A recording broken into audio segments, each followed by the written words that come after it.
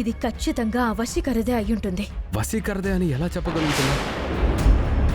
గుడిలోకి వశీకర వచ్చిన విజువల్స్ ని మనం చూసాం కదా, అప్పుడు దాని మెడలో ఇదుంది.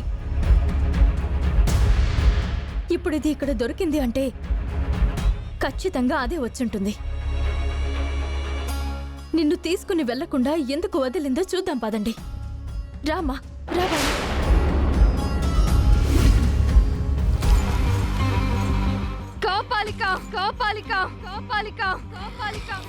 నేను అక్షయ్ను తీసుకురావాలని వెళ్ళాను, కానీ అక్కడ అలా జరుగుతుందని అస్సలు అనుకోలేదు.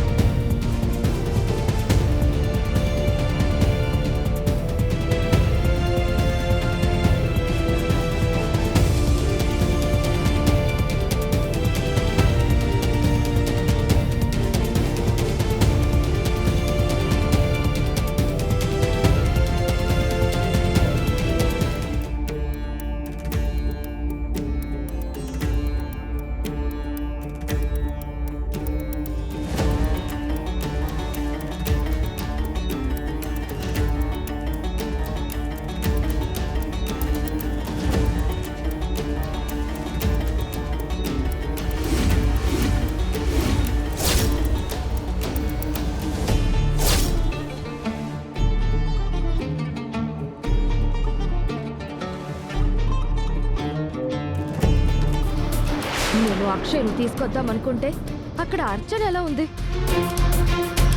ఇదంతా అవని పథకమేనా? అక్షయ ఏమైపోయినట్టు?